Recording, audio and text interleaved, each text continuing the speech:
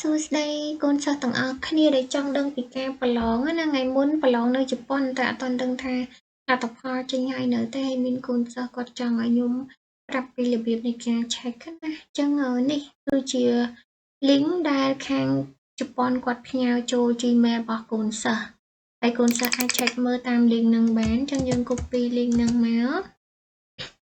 យើងយកមកផាសនៅក្នុង Google ណាបន្ទាប់មកវានឹងលោតចេញផ្ទាំងបែបនេះអញ្ចឹងផ្ទាំងនេះដោយសារតែខ្ញុំជាប់ login កូនសិស្សចាស់របស់ខ្ញុំណា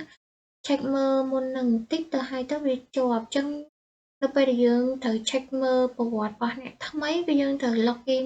យើងត្រូវ log out account របស់អ្នកចាស់ចោលសិនអញ្ចឹងយើងចុច select ទៅលើ log out ហ្នឹងទៅដល់ពេលយើង log out ហើយនេះគឺវានឹងលោតចេញផ្ទាំងមកបែបនេះនៅត្រង់ចំណុចនេះគឺយើងត្រូវ copy Gmail របស់យើងមកយើងលុប Gmail របស់គេចេញអញ្ចឹងនេះគឺជា Gmail របស់យើង copy មកយើងយកមកផាសនៅកន្លែងនេះហើយបន្ទាប់មកយើងលុបលេខកូដរបស់គេចេញហើយយើង copy លេខកូដរបស់យើងចូល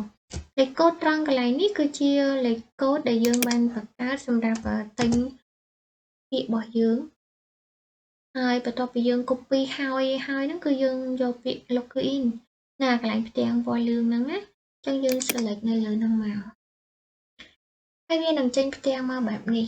អញ្ចឹងបើសិនបើអ្នកទាំងអស់គ្នាពិបាកមើលភាសាជប៉ុនអាចបកប្រែបាន Google Translate គឺបកប្រែជាភាសាខ្មែរក៏បានភាសាអង់គ្លេសក៏បានដែរតែខ្ញុំគិតថាដូចជាអត់ទាន់ចាំបាច់ថាត្រូវបកប្រែទេព្រោះឲ្យកូនសិស្សគ្រាន់តែចង់ដឹងថាបានសញ្ញាបត្រហើយនៅណាអញ្ចឹងយើងចូលទៅពាក្យនេះជឺកេងរីដេគីអញ្ចឹងយើងចុច select នៅលើហ្នឹងមកវាគឺជាប្រវត្តិនៃការចុះឈ្មោះប្រឡងរបស់យើងអញ្ចឹងគេនឹងលម្អិតនៅលើហ្នឹងហើយកូនសិស្សអាចចំណាយពេលអានព័ត៌មានទាំងអស់ហ្នឹងបានប៉ុន្តែខ្ញុំអត់ទាន់បានលម្អិតទេដោយសារតែបញ្ញាប់ check មើលឲ្យកូនសិស្សថាដឹងថាជាប់ហើយនឹងណាអញ្ចឹងនេះគឺជាព័ត៌មានដែលកូនសិស្សបានទៅប្រឡងកាលពីខែ10ថ្ងៃទី16ប្រឡងនៅណាគឺគេមានសរសេរនៅលើនឹងទាំងអស់ណាម៉ោងប្រឡងថ្ងៃប្រឡងជំនាញអីគឺមានសរសេរទាំងអស់លេខកូដលេខអីមានទាំងអស់តើចង់ដឹងថាសញ្ញាបត្រគេតម្លាក់មកនៅកន្លែងណានេះកន្លែងសញ្ញាបត្រដែលគេតម្លាក់មកគឺនៅកន្លែងនេះគឺយើងត្រូវមើលកន្លែងពាក្យជឺកេងហូហ្នឹងគឺកន្លែងដែលគេទម្លាក់សញ្ញាបត្រឲ្យយើងប្រសិនបើយើងប្រឡងជាប់អញ្ចឹងសញ្ញាបត្រគឺគេនឹងទម្លាក់ជា link PDF នៅកន្លែងហ្នឹងយើងអាចចុច download ពីកន្លែងហ្នឹងដើម្បីយកទៅប្រើប្រាស់បានហើយបើសិនជាក្នុងករណីថាកូនសិស្សប្រឡងអត់ជាប់ទេនៅកន្លែងហ្នឹងគឺអត់មាន link PDF ទេគឺមានតែគេសរសេរអក្សរថាប្រឡងធ្លាក់តែប៉ុណ្្នឹងឯង